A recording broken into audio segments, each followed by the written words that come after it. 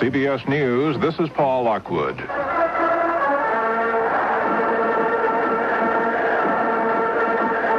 That's the sound that greeted the 5 Challenger astronauts within the hour as they began their second day aloft in the Space Shuttle. Then came the first exchange of the day between Commander Robert Crippen and Mission Control. Good morning, guys. I don't know what you started out with, but what you ended up with Saturday night. Yeah, you should have recognized the first one as the Aggie fight song. Is that what that was? We hope. You better give my regards to the center director. We'll do that.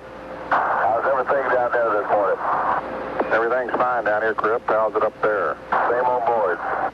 One of the first items of business this morning is the launching of a second communications satellite. The first one was released successfully yesterday, and then later today comes a 65-minute test of the Space Shuttle's mechanical arm. More news in a moment.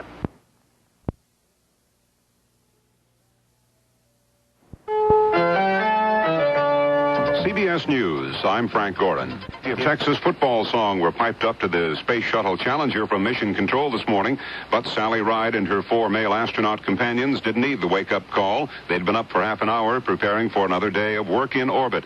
About an hour from now, the crew will launch an Indonesian satellite. Yesterday, Ride put a Canadian satellite into orbit. The flight drawn the attention of the 2 major communist powers, and we get more on that from David Jackson in Peking. The flight of the Space Shuttle offers more than just new pictures from space. It can be, if one reads a bit between the lines, a lesson in international politics and the way the communist giants are dealing with them. The official New China News Agency presents a brief, factual account of the mission, pointing out that it's the first space ride for a U.S. woman astronaut, and that the crew will deploy 2 new communication satellites, one for Indonesia, one for Canada. But the message from Moscow is much different. First of all, Radio Moscow, monitored here, announces a celebration in honor of the first woman in space, Soviet cosmonaut Valentina Tereshkova. And then the report speaks of the Space Shuttle mission as financed by the Pentagon, another step, Moscow says, in the United States' attempts to militarize outer space. The tone of the Soviet broadcast, negative to a fault. David Jackson, CBS News, Peking.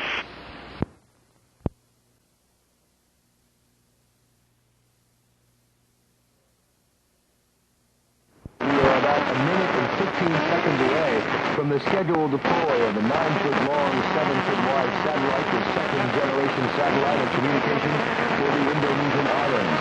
Just a moment or so ago, the sequence countdown, the 3-minute countdown, initiated by the crew on board Challenger, Sally Ride and John Fabian, was activated, although Mission Control can't confirm that by talking to the crew. They are now checking those explosive bolts that hold the payload assist module to the payload itself. Once those are fired off, a spring in the payload assist module will jettison the Palapa B up into space. While they were getting the cameras ready for all this, Mission Control commented on the glare off the head of Mission Dr. Norm Bradley. A lot of glare off of Norman's head.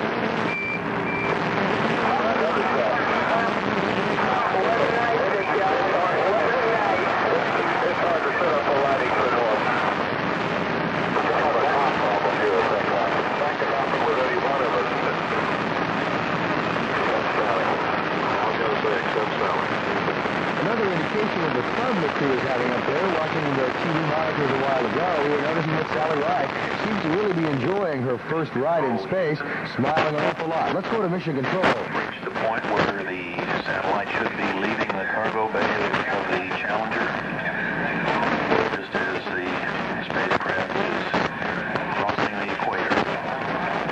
Orbit number 18. We ought to be picking up word from the spacecraft momentarily as to the success of that deployment. Mission elapsed time 1 day, 2 hours, 3 minutes.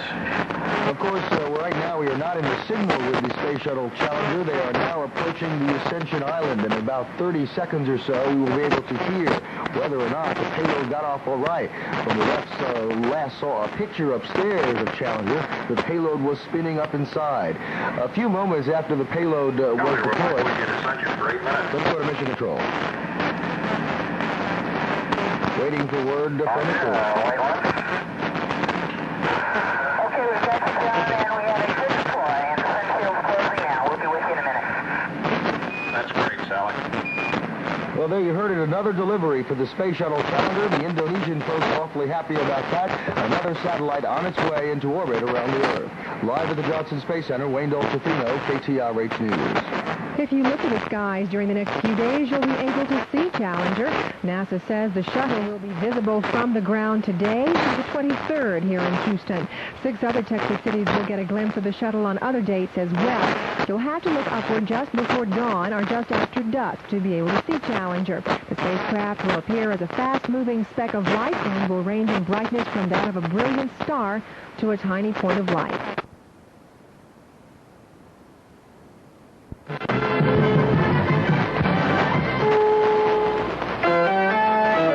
CBS News, I'm Neil Strasser. Yesterday, it was a Canadian communication satellite. Today, it was a satellite aimed at making it easier for Indonesians to talk to each other. From the Kennedy Space Center, Steve Young reports on the just completed second major mission of the Space Shuttle Challenger. Propelled by springs, Indonesia's Palapa satellite was pushed out the cargo bay as the Challenger was crossing the equator. And when radio communication was reestablished a little while later, payload specialist Sally Ride confirmed that all went well. Okay, we've got you, John, and we had a good deploy, and the sun shield's closing now. We'll be with you in a minute. That's great, Sally. Challenger is now widening its distance from the satellite, which is scheduled to fire a small rocket to boost itself into a much higher orbit. Indonesia's 150 million people live on nearly 14,000 islands. The Palapa satellite, 4 times more powerful than its predecessor, should help draw them together.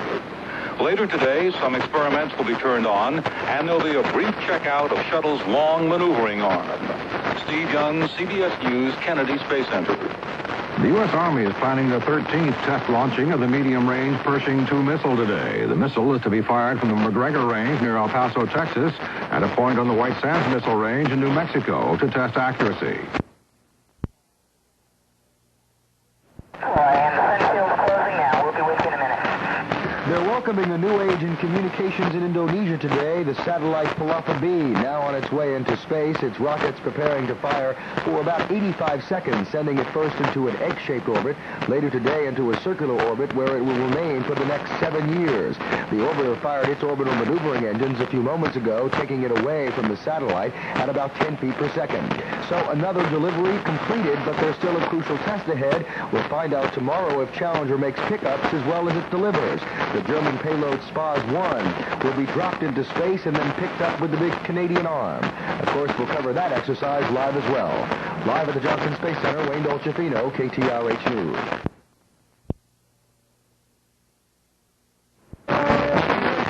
I'm Frank Gordon. The Shuttle Challenger carried out another mission perfectly this morning, dispatching an Indonesian communications satellite into orbit. The Palapa B, as it's called, a satellite designed to improve telephone service among the thousands of Indonesian islands. NASA says there was a successful firing of the rocket that will put the satellite into its proper orbit. That is a crucial step in deployment of the satellite from the shuttle.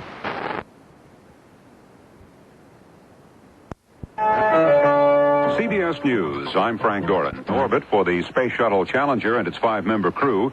Right on schedule and without a hitch, Sally Ride and her 4 crewmates deployed an Indonesian communications satellite designed to upgrade telecommunications among that country's many islands. And then, after take care of other business, conversations between Challenger and Houston turned from things astronomical to things gastronomical.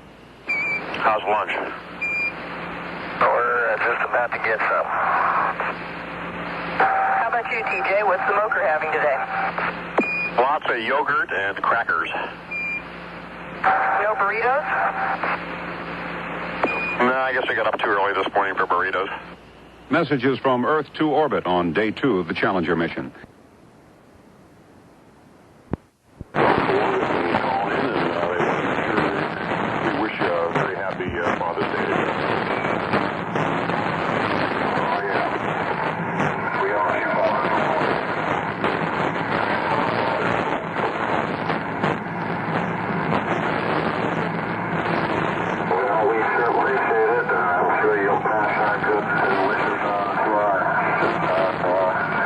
Youngin. A Father's Day message to the fathers on board the Space Shuttle Challenger, now in its 20th orbit around the Earth. Things going very well. Of course, you heard on CBS the successful deployment of the Indonesian satellite Palapa. In just about an hour or so, now that they finish lunch, the crew will begin testing the bionic arm made by the folks up in Canada. They'll be using it tomorrow with the West platform. Live at the Johnson Space Center, Wendell Capino, KTRH News. Incidentally, you can eavesdrop on the astronauts just by picking up your telephone. NASA has once again set up a number for you to call, which will give you access to conversations between the shuttle crew and ground control. The call costs 50 cents for the first minute and 35 cents for every minute after that. The space number is 1-900-410-6272.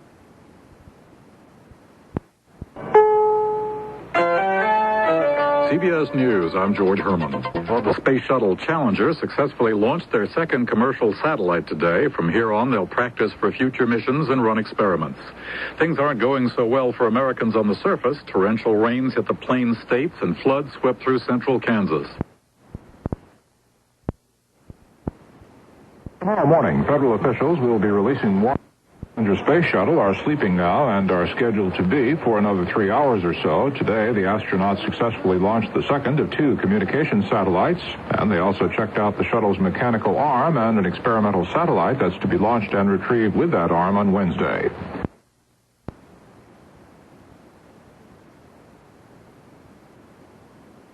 The Pope visits Poznan, Poland, for Wednesday meetings still uncertain. The third day in space for the shuttle astronauts and a busy day. Good morning, this is Reed Collins with the CBS World News Roundup reporting. The Shuttle Challenger deployed 2 communications satellites as planned. This flight is going very well as it nears the halfway point. The astronauts were up and at 'em this morning. Judy Muller reports from the Kennedy Space Center. The 5 astronauts aboard Challenger got right down to work this morning. In fact, mission specialist John Fabian was so anxious to get started, he turned on the first experiments 20 minutes early. Many of the medical and scientific experiments are on the SPAS, the Shuttle Pallet Satellite. Later in the week, that reusable space platform will be lifted out of the cargo bay by the orbiter's long remote arm and then retrieved after an 8-hour flight. In addition to gathering data for technological research, the crew is also learning about what it's like for 5 people to live in a confined space for 6 days. We're all learning a lot about hygiene in space. We can imagine. But there is time for less practical matters. Sally Ride had an opportunity for some sightseeing from the flight deck this morning. We're looking out the window at about a half moon, and we can see the Earth in the moonlight. It's really pretty. Judy Muller, CBS News, Kennedy Space Center, Florida. JP. The astronauts aboard the Space Shuttle Challenger are preparing their West German payload, the SPAS-01, which they'll be deploying later today. They'll be dropping it in space on Wednesday, then leaving it there for a while, maneuvering around to about 3,000 feet away. Challenger and SPAS will be taking pictures of each other, then Challenger will go back to the SPAS, pick it up, and put it back inside the payload bay. Rather quiet morning on board Challenger. As you said, they've been up since around 1 a.m. Sally Ride and Bob Crippen doing their exercises. They also showed Mission Control a little sightseeing tour of the Gulf Coast, noting the clouds over the water. They were also asking about the baseball scores and weren't very happy to hear the Astros have lost 2 in a row. Live at the Johnson Space Center, Wayne Dolcefino, KTRH News. Thank you.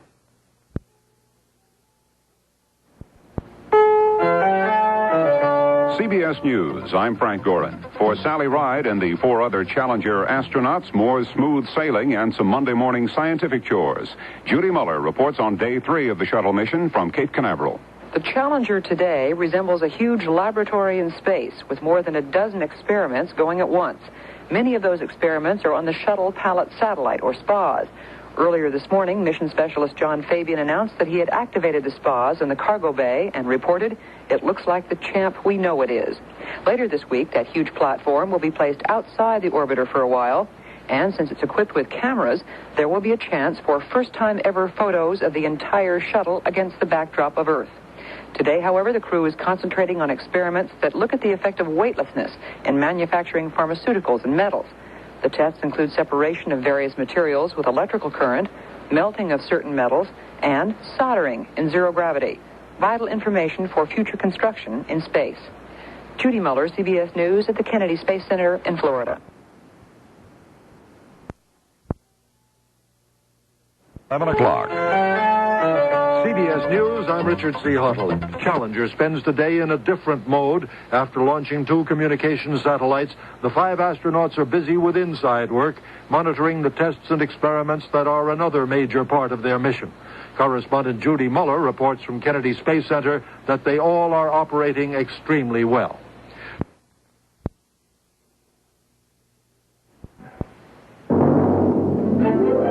Mutual News via satellite. I'm Robert Burns. Astronauts this morning activated a West German test satellite that they will launch and retrieve on Wednesday. The astronauts also lowered their orbit by a few miles for satellite operations.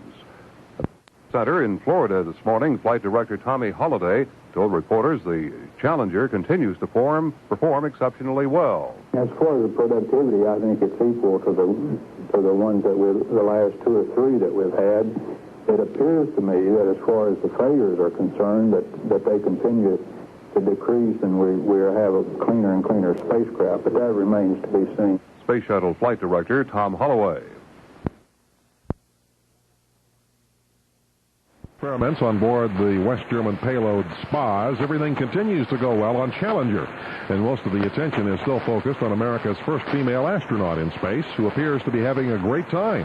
KTRH's Wayne Daltrafino has the latest in this live report from the Johnson Space Center. The problem on SPAs is with the data coming from an experiment designed to measure contamination in the payload bay. It won't affect this week's deployment of the German platform. During this relatively slow period in the flight, America's female astronaut, certainly not a fan of jogging, forced herself to exercise on the treadmill. I was going to ask you what you were enjoying there. I wasn't enjoying the treadmill, but I guess I am probably one of the few people to run across the Indian Ocean. At least at that velocity. Ride continues to receive most of the publicity from this flight, and in England, the newspapers today were all talking about her wardrobe, which reportedly does not include a bra. So perhaps it was fitting that Flight Director Tommy Holloway got this question from a reporter with the BBC. Would you agree that this is much the happiest crew we've ever had in space, and do you attribute this to having a girl on board?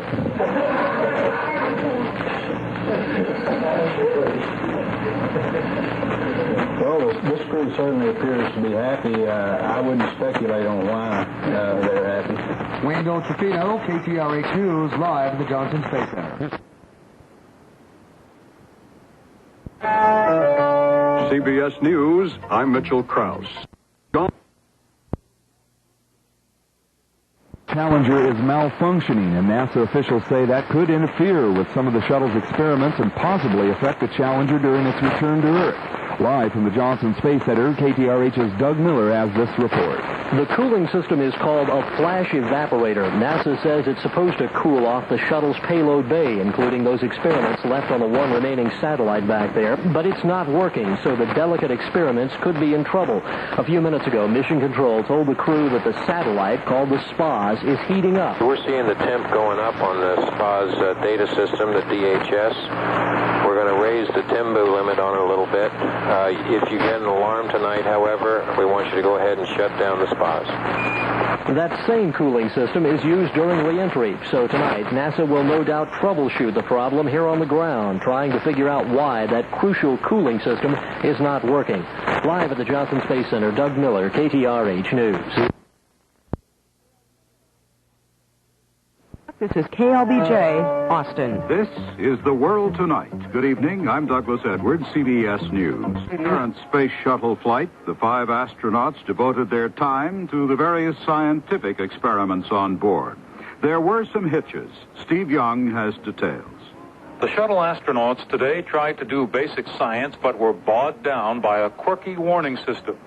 Payload specialists Sally Ride and John Fabian finally were told to ignore indications of trouble with the scientific experiment package.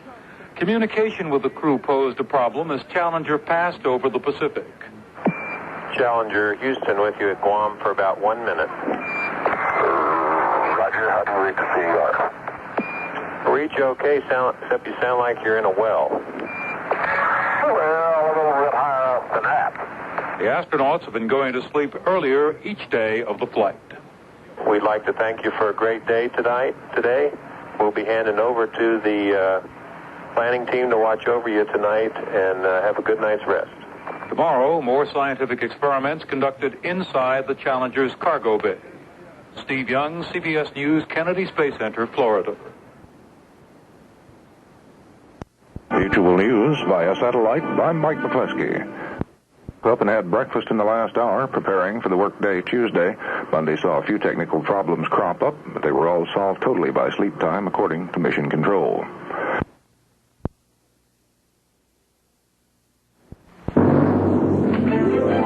Mutual News via satellite. I'm Mike McCleskey. Something's gone wrong with the world's first reusable satellite, the West German space platform SPAS. Temperatures in the 13-foot-long satellite began climbing last night, and when the thermometer hit 115 degrees, Mission Control told the crew to shut it down. It's not clear yet whether the planned deployment of SPAS with the shuttle's bionic arm is now off. If it is, it would represent the first major setback on this otherwise flawless shuttle mission. Live at the Johnson Space Center, Wayne Dolcefino, KTRH News.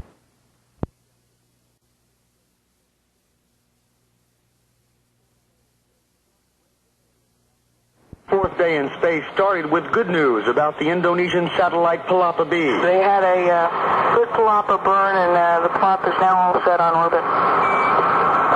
Hey, that's great.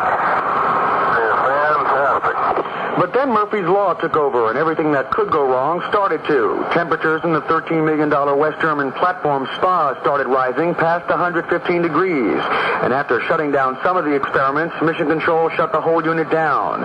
It's not clear yet if they plan to cool it down and turn it back on, or cancel the plans to use the arm to practice dropping the reusable satellite into space and picking it back up. SPAS was to provide the first full pictures of Challenger in space. The SPAS shutdown was followed by a communications failure, just temporary, and then a temperature problem with the auxiliary power unit, a piece of hardware that's caused problems before. The electrophoresis drug factory seems to be the only thing working this morning. On the last mission, it prepared biological materials with greater purity and speed. Mechanical problems aren't the only things on the minds of mission controllers this morning. T-38s are practicing landings in Florida as a storm develops near the Kennedy Space Center, a system that could throw a monkey wrench into plans to inaugurate the Kennedy Space Center landing strip Friday morning. Live at the Johnson Space Center, Wayne Dolcefino, KTRH News.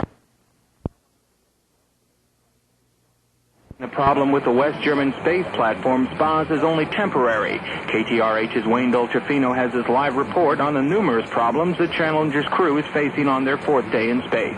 A midnight breakfast started the day off for the crew of Challenger, and we may have found out why the crew seems so happy from the music they're playing on board.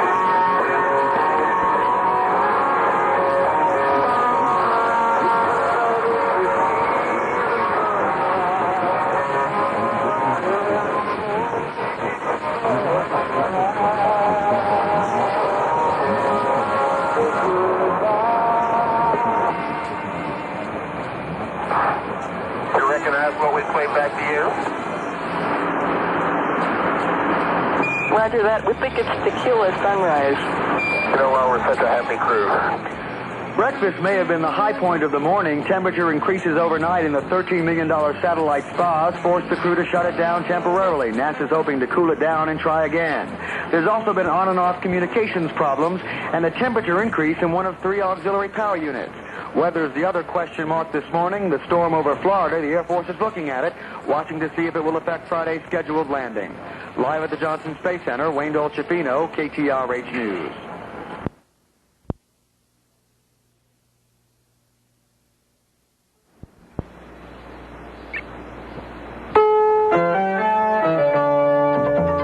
CBS News. This is Charles Osgood. It's doing fine, about halfway through its mission. They've gone more than 1 million miles already. Today, Sally Ride is cooking up a new drug using a 6-foot-tall machine to refine a medicine that might be used to treat a disease caused by a hormone deficiency. Challenger and Houston played a little game of ICU this morning. We had another spectacular view of you as you went over Houston this morning. Great. We had a good view too. Oh, it was all black.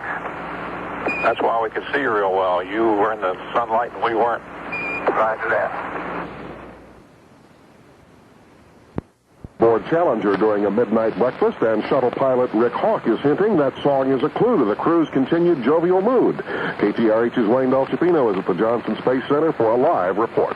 The crew looks healthy, and there's been no private medical conferences. The crew's space sickness hasn't been a problem. The close quarters are keeping the crew from moving around so much, and there are theories that may be helping. There's certainly nothing wrong with their appetite. They were eating jelly beans provided by the president. Nothing wrong with the drug laboratory either. It's proving its ability to separate materials with rapidity and purity. NASA is hoping the spas will work as well when it's turned back on. The crew is wondering, too. I wonder if there's anything you'd like us to do with regard to the spas later today in preparation for clock off tomorrow.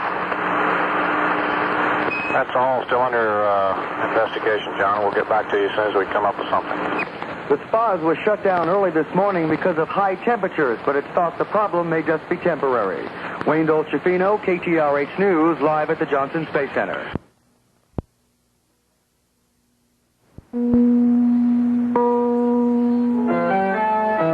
House and Senate negotiators agree on a compromise budget.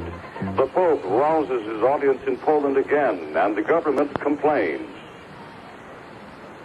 Good morning, this is Reed Collins with the CBS World News Roundup. Challenger has now passed the halfway mark. On the ground, they're starting to prepare for Friday's return. A report on today's activities in space from Judy Muller in Florida. Challenger's astronauts are conducting a pharmaceutical experiment that could one day produce a new drug to combat a disease caused by a hormone deficiency. As the crew passed over the United States this morning, Sally Ride explained how protein is electrically separated from certain materials as they're passed from the bottom to the top of a 6-foot tube, adding, Well, what on earth is the bottom to the top? Doug, I'm not sure what way it is anymore. I guess right now it's top to bottom. We've sort of gotten used to this zero-G business. This is kind of fun. Well, thank you kindly for that, all that description. You make an excellent tour guide of science on the shuttle. Isn't science wonderful? The crew later took some time out from scientific research to down some jelly beans, compliments of the White House. Judy Muller, CBS News, Kennedy Space Center, Florida. Has turned its payload bay to deep space in hopes of cooling off the West German space platform spas that was turned off early this morning when temperatures in the $13 million satellite reached 115 degrees. NASA thinks the problem can be fixed in time for deployment of the reusable satellite tomorrow with a big Canadian bionic arm. You may be eating breakfast, but the crew of Challenger has been up since midnight, and it's lunchtime up there. Well, here yet, we're enjoying noodles, chicken, and turkey. Sounds good. It's tough to reply to you with a mouthful of food. Bedtime will come early this afternoon. Most of the rest of this fourth day in space will be spent continuing experiments with the space drug factory that's proving again the benefits of zero gravity. Wayne Dolcefino, KTRH News, live at the Johnson Space Center.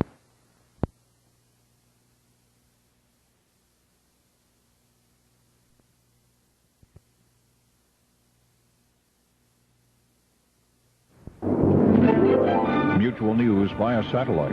I'm Frank Gentry. Astronauts are doing medical work today. Without gravity present, they can mix compounds that have greater purity than on Earth. So far, the mission has gone without a serious hitch. You're listening to The World This Morning. The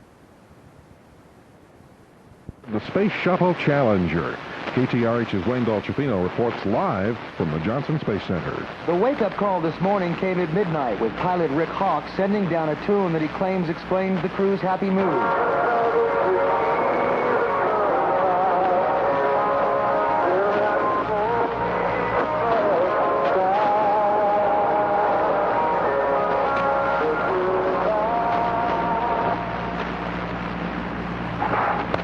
You recognize what we played back to you? Roger that. We think it's Tequila Sunrise. You know why we're such a happy crew? The shuttle's payload bay doors are pointed toward deep space in hopes the West German satellite spas will cool down enough to be reactivated for its big deployment tomorrow. The exercises with the $13 million satellite and the Canadian arm may be limited, though. On the ground, they're watching the Florida weather and the rain there. Flight Director Tommy Holloway says the weather guys won't really tell him what's happening until tomorrow. I would sure like for him to tell me, but he tells me that 2 days at a time is about all he can predict the weather with any kind of reliability. So if you'll ask that question again tomorrow, I'll give you an answer. but I understand it rained at Kennedy this morning. The crew will be up again before midnight, part of his crazy schedule necessary to prepare for a pre-dawn landing in Florida on Friday. Live at the Johnson Space Center, Wayne Dolcifino, KTRH News. 2 NASA balloons today ended successful flights into the Earth's ozone layer, landing in West Texas. Officials with the National Science Balloon Facility in Palestine say the scientific experiments functioned perfectly.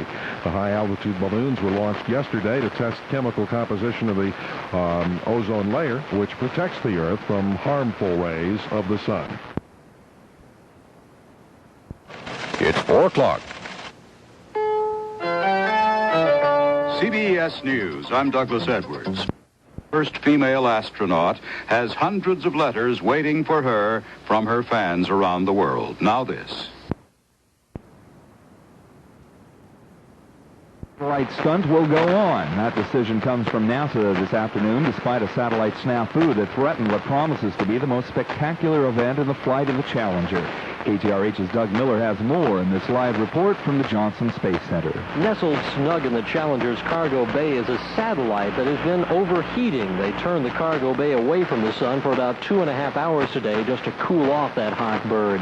NASA now believes it can lick that trouble. Mission Control told the crew this afternoon that Sally Ride can go ahead and do her most important job of this mission tomorrow morning. That is using the shuttle's robot arm to pluck that satellite out of the Challenger for 6 hours of formation flying in orbit. Meanwhile, the weather at the Cape Kennedy landing site is being watched closely, both on the ground and in space. How's the weather looking for Friday? Well, it's not good today or tomorrow, and we're still looking at it for Friday, hoping it'll clear out. But we're not real sure yet. Okay, maybe we can stay up till Saturday. Or Sunday. You guys aren't having fun up there, are you? Not this afternoon, at least. The crew's bedded down an hour early this afternoon. They'll wake up around 10:30 tonight to prepare for the dual flight of the reusable shuttle and its reusable satellite. Live at the Johnson Space Center, Doug Miller, KTRH News. This is Mutual News. Today, 2 of the crew will fly in space with powered suits to stabilize the satellite for pickup by the shuttle. CBS News, I'm Jay Jones. The Shuttle Challenger is up and busy. An important experiment coming up. Astronauts John Fabian and Sally Ride will use a 50-foot robot arm to grasp an experiment array, release it in space, and then retrieve it about 8.5 hours later. Doctors in Minneapolis have begun a liver transplant operation on a 7-month-old girl, Julie Borer of Wichita, Kansas.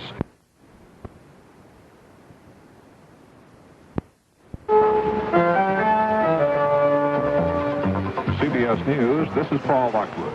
To deploy an experimental West German satellite, and then later in the morning, they'll be using the arm again to try to retrieve that satellite. Via satellite, this is Mutual News. And early today, they're experimenting with retrieving the satellite. That maneuver involves some space flying by 2 of the crew who will be out in powered spacesuits.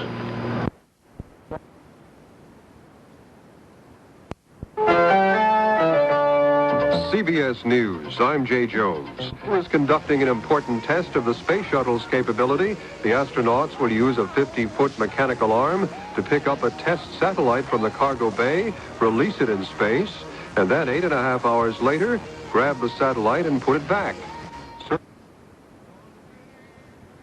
Full exercise going this morning in space.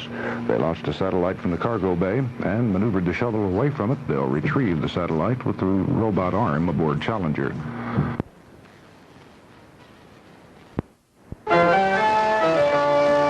CBS News, this is Paul Lockwood. Astronauts, a busy day aloft in the Space Shuttle and an important test for the mechanical arm of the spacecraft. Our report is from Steve Young at the Kennedy Space Center in Florida. In another first for the shuttle, a reusable satellite was lifted from its berth in Challenger's cargo bay this morning by the long maneuvering arm, released and locked onto the arm again. That was done by automatic systems. Then it was done again within the hour by payload specialist John Fabian. It was a close call. The satellite was running hot and they almost had to postpone the operation. The world's first reusable satellite was made by a West German firm. It's nicknamed SPAS for Shuttle Pallet Satellite. It is now flying on its own using little gas jet thrusters to maintain its position while the shuttle maneuvers below and about 1,000 feet in front of it for a series of tests that will continue for several hours. Steve Young, CBS News, Space Headquarters, Florida. We've been seeing that view for the past few moments. The Challenger has drifted down and in front of the German payload by about 500 feet. The 50-foot mechanical arm from Canada had grappled the payload before, but had never released one. And Mission Control waited for the good news from America's female astronaut, Sally Ride. Challenger Houston to yardage for 8 minutes. Okay, TJ, we're with you, and John performed a beautiful release and recapture in auto. Wonderful, wonderful. The temperature was rising in the SPA's payload as the decision neared whether or not to release it again. If it hit 102, it would be called off, but it hit 101, so the go was given for the first flight-around operation. Challenger will drift 1,000 feet away, and the two crafts will continue to track each other. Then it will be grabbed back into the payload bay, then released again for another free-flying operation later this morning. Live at the Johnson Space Center, Wayne Dolcifino, KTRH News.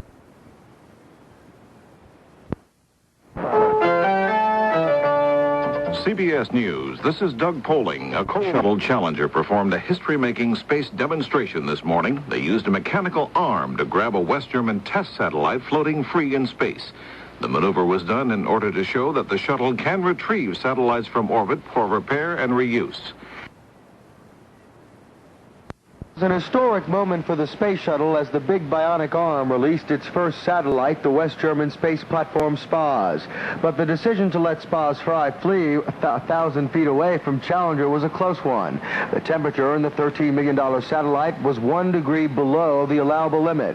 But once it was let go, it performed like a champ, and pilot Rick Hawk sounded overwhelmed. We are stable at 1,000 feet and on the V-bar, and it looks real nice. The SPAS is performing like a real champ, and the attitude control system is holding up real well. No problems at all, and gee, it just really looks super up here. The German platform sent Mission Control the first full view of the shuttle in space, slightly distorted by the illumination of the sun, off a background of black space and particles from the orbiter's engines.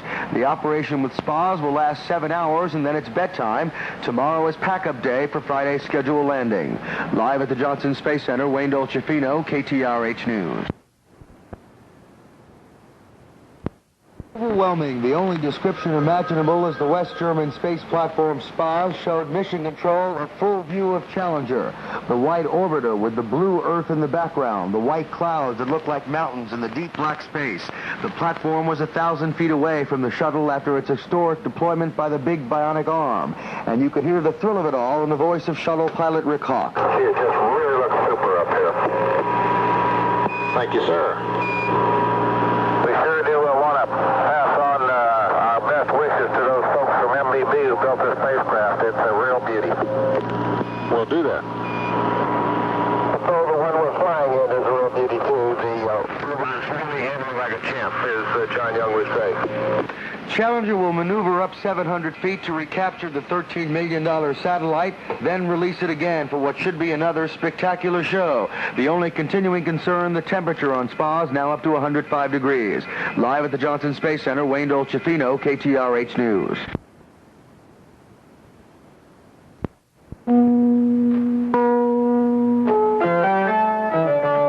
The Pope calls on Poland to fight against the arrogant use of power. 2 journalists are killed on the Honduran-Nicaraguan border. Good morning, this is Reed Collins with the CBS World News Roundup, reporting from Krakow, Poland. Challenger astronauts this morning performed an experiment designed to show that satellites can be retrieved from space. Steve Young has a report. Using shuttle's long maneuvering arm, the crew plucked a West German-made satellite, the world's first reusable one, from Challenger's cargo bay.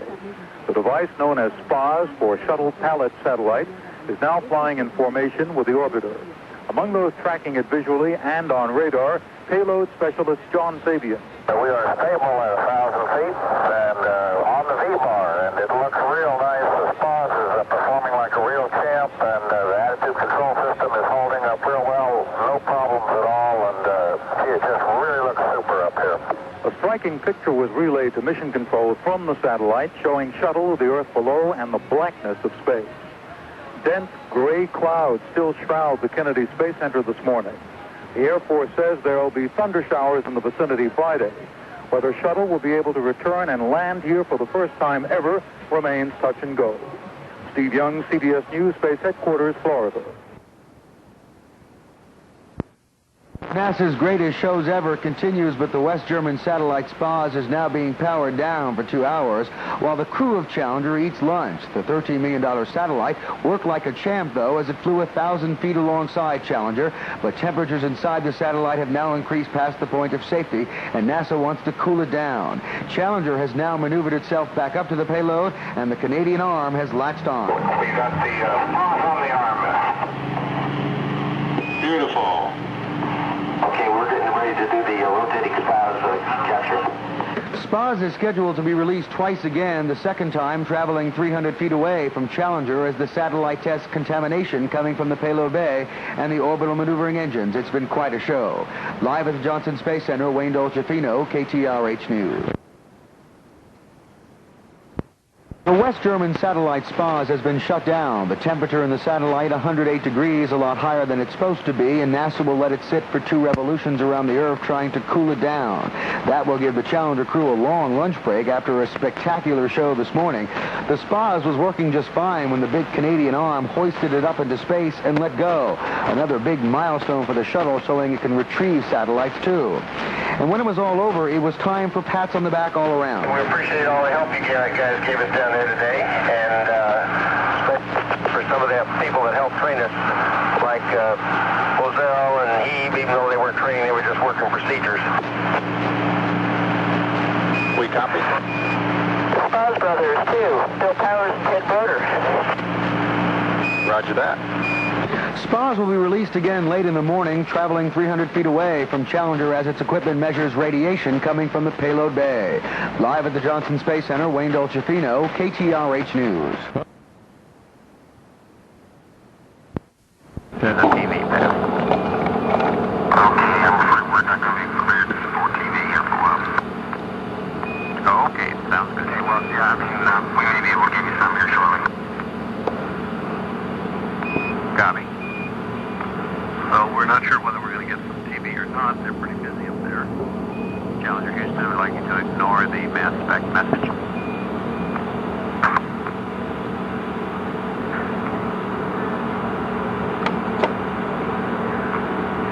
And, Okay, I've got the TVs in command. We'd appreciate it if you not move them, but you can select them if you like. There we see. Copy. Thank you, Sally. We're looking from camera D aft along the port side of the shuttle toward the OSTA-2 payload and the cradle that holds the... now we're looking down the starboard side from A camera. Looking down the handrails that the last mission spacewalked along. And we see the covers that held the communication satellites. Now we're looking forward along the side of the spacecraft. Now we're looking forward along the port side. We see the RMS arm, the remote manipulator system. One of its cradles in the foreground. Just to the right, the 2 containers that held the communication satellites, and one of the windows all the way forward. We see somebody's head inside the window there of the flight deck. Just moved out of range. Sun splitting off the Canada arm, the remote manipulator arm, built by Spar Aerospace of Canada. And at the end of that arm right now, although we can't see it in our picture, is the SPAS, the German-built shuttle pallet satellite. And it was grappled about an hour or so ago. There, now we're looking up at part of the arm. It looks like we're looking at one of the arm joints. Can't tell which one, but it's probably the elbow joint. And camera Delta's got a pretty good picture, guy. Could be, it looks like the shoulder joint. Thank you, Sally, we see it. Thank you. And there's the SPAS satellite at the end of the arm. It was grappled about an hour ago. flying free for several hours, 1,000 feet away from the shuttle. We just heard that the SPAS, which has detectors on board to see if it can detect the rocket thrustings of the shuttle, was able to detect them as far as 1,000 feet away. And we're now looking at the SPAS. We've also got the flight deck camera. Copy, thanks. It's just sitting there at the end of this 50-foot long arm, mostly in the shadow of the shuttle. Now we see inside the spacecraft. We see pilot Rick Hauk, mission specialist Sally Ride. At the rear of the flight deck, they can look out their overhead. Out the overhead windows at the SPAs hanging up there in space, attached to them. And out the rear windows into the payload bay. Going through their checklist now, we see their headsets and controllers. And got a pretty good picture, a little dark. Now we're looking back outside at the SPAs at the end of the arm.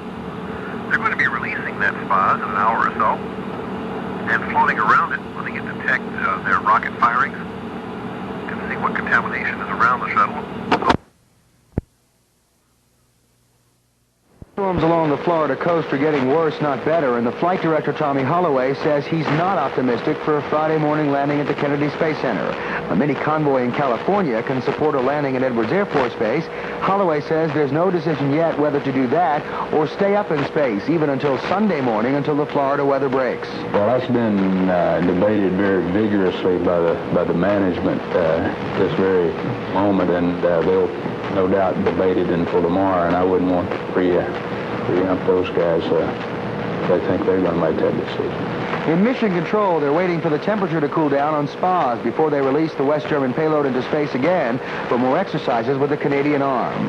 Live at the Johnson Space Center, Wayne Dolcefino, KTRH News. The Dial-a-Shuttle is brought to you by the National Space Institute, the nation's oldest citizens group supporting the space program, with a grant from the makers of Tang, the breakfast drink that's been on board every U.S. manned spaceflight since 1965. NSI receives no money from your telephone calls to this service.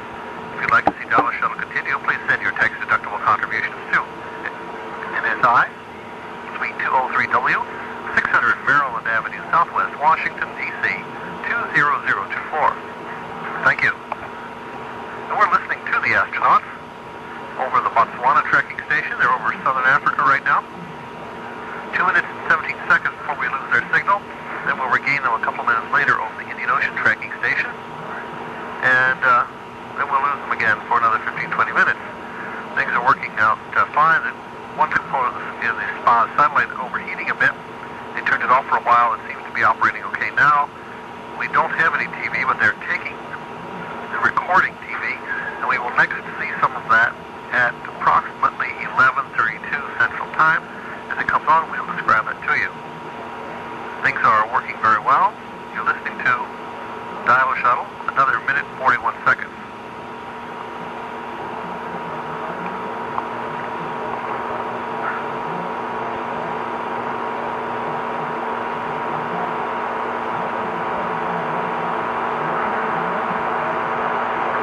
Thank you for calling Dial-a-Shuttle. We're waiting to hear from the astronauts at 1 minute and 20 seconds in this communications pass. We don't have any talk from them right now. And see you in Indian Ocean in 2 minutes. Perfect. We'll see you there.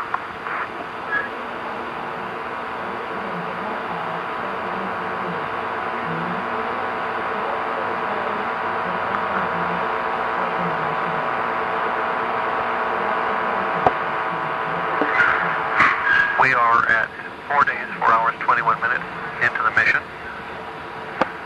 And I have about a minute before we require the shuttle. We expect to hear from the astronauts. And see what they have to say about their operation. Indian Ocean for 6 minutes.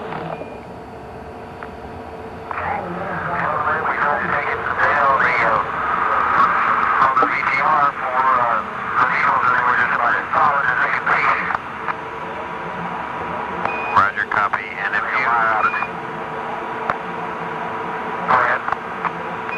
Janinko says if you'd like any help from him on the TVs, he'd be glad to try anything.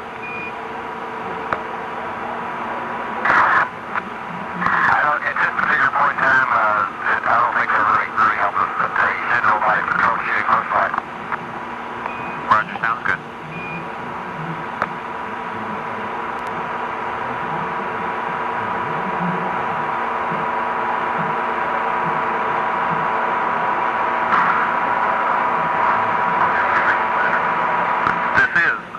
Dial-a-Shuttle from the National Space Institute. We're waiting to hear from the astronauts as they pass over the Indian Ocean tracking station.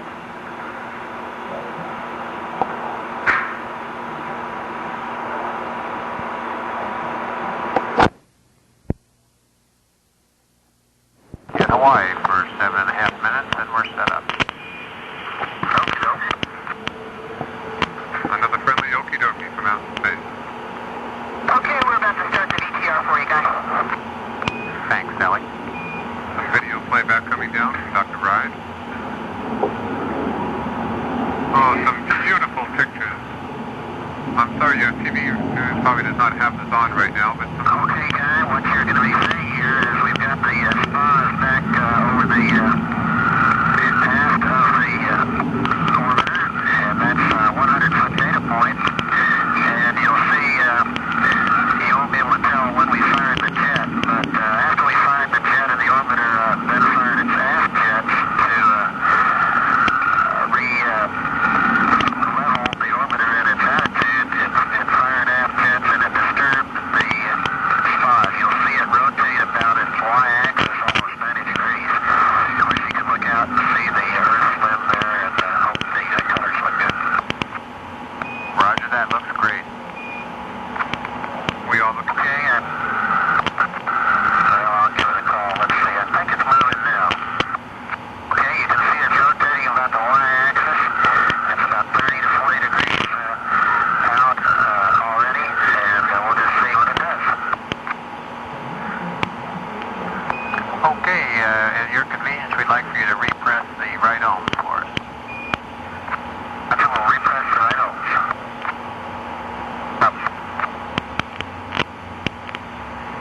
We're looking at live video. We'll just let this run during the Hawaii pass, and if you like, we'll fast forward in between Hawaii and the States if we're going to have you there, and try to find another view of the orbiter from the sun. Raj, we won't be going over the States anymore today. Okay.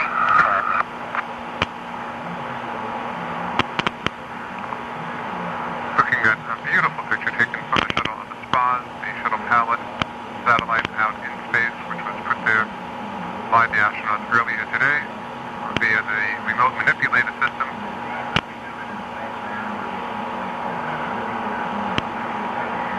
The shuttle Pallet will be eventually picked up before the orbiter returns to Earth and placed back in the cargo bay, and the remote manipulator system placed back in its cradle. Today was the first time that we have actually retrieved and for information, we're starting our initial approach fly around now, so we probably won't be talking to you for a while. Okay, sounds good. Looking at some beautiful pictures from the Challenger of the SPAS. One of the experiments to be performed is to watch when the orbiter fires up some of its engines to see if any... Hey, we'd like to cut the TV now. We need the VTR in this approach. Sounds good. Thank you. Cut the VTR, and if you want to choose any of the cameras that we're using, you're welcome to, but we'd like to keep control of them. Roger, understand. Thank you. Okay, edit. Dr. Ride talking to us. We're giving you camera data. Another view being transmitted down to us.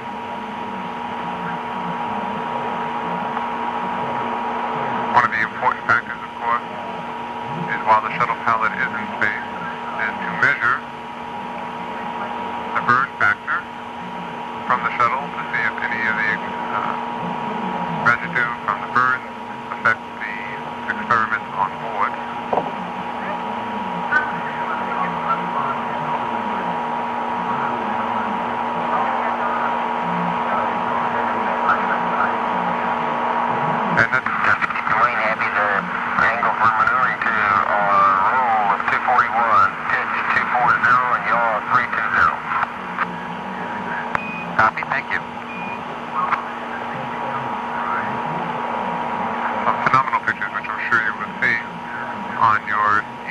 newscast of your news.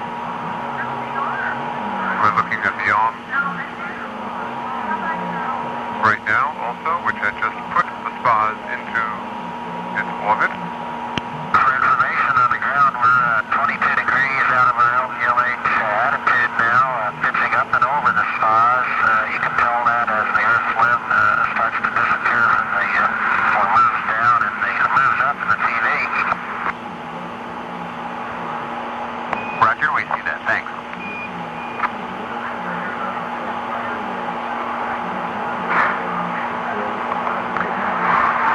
Hello, everyone. Thank you for giving us a call. We are looking at some live pictures on the Dial-a-Shuttle here, being transmitted down from the Challenger. We'll give you a little camera delta.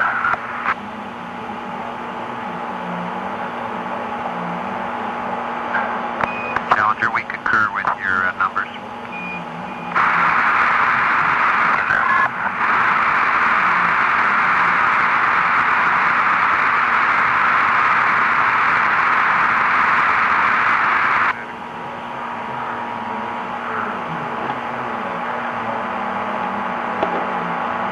Beautiful pictures of this SPAS just floating in a cloud-covered atmosphere, above a cloud-covered atmosphere. Early this morning, around 4 o'clock Central Time or so, we saw some phenomenal pictures of the shuttle itself from the cameras on the platform, on the space platform, on the SPAS.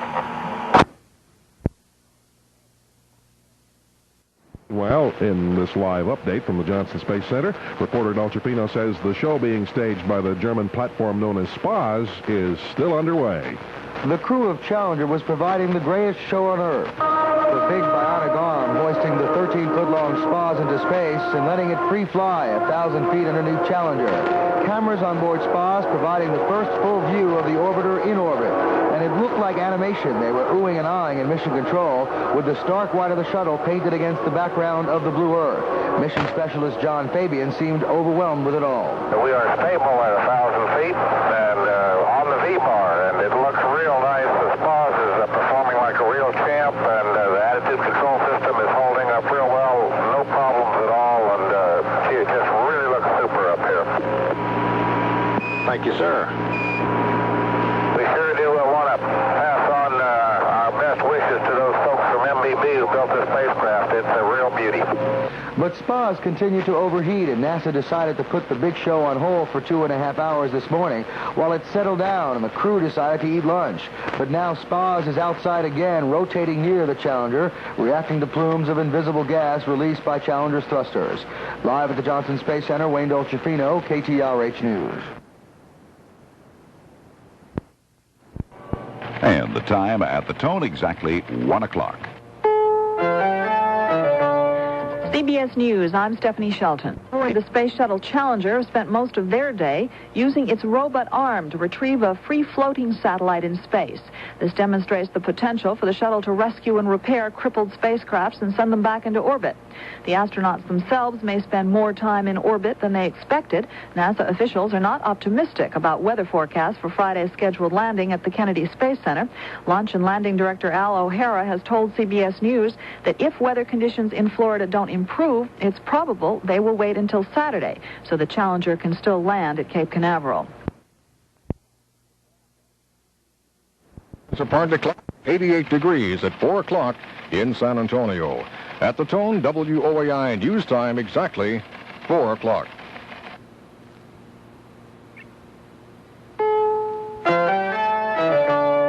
CBS News, I'm Marlene Sanders. According to schedule, with the shuttle astronauts releasing a satellite and plucking it back from orbit in a rehearsal for future repair missions.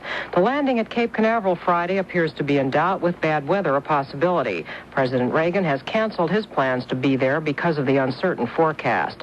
The backup landing site at Edwards Air Force Base in California may have to be used, or the landing at the Cape could simply be delayed. Marlene Sanders, CBS News.